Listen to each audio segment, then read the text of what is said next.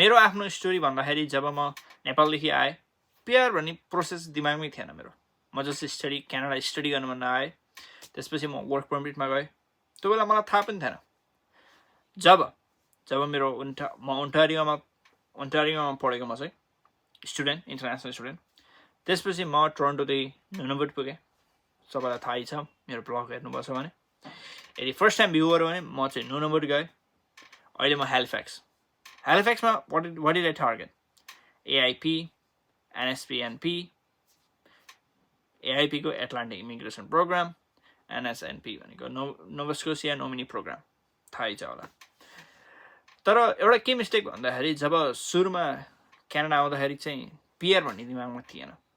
पछि क्यानाडा आइसकेपछि बल्ल दाइहरूबाट सुनेपछि पिआर इम्पोर्टेन्ट रहेछ है, पिआर भन्ने प्रोसेस गर्नुपर्ने रहेछ। तर म आउँदा 2-3 वर्ष पहिला पिआर धेरै पाउन अलिक सजिलो थियो, तर अहिले अलिक कम्पिटिटिभ छ। हो, यस, मार्केट अलि तातो छ।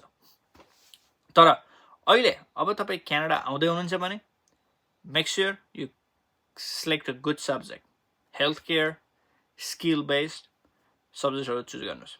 यदि तपाईँ क्यानाडामा हुनुहुन्छ भने, अब भर्खर स्टुडेन्ट पास हुँदै हुनुहुन्छ भने move to the right province, आफ्नो स्कोर बढाउन खोज्नुहोस्, इङ्ग्लिस प्रोफिसियन्सी टेस्ट धेरै ल्याउन खोज्नुहोस्। त्यही नै हो मेरो सल्लाह। भिडियो अब अन्तिमतिर आउन थालिसक्यो। मेरो पिआर छ कि छैन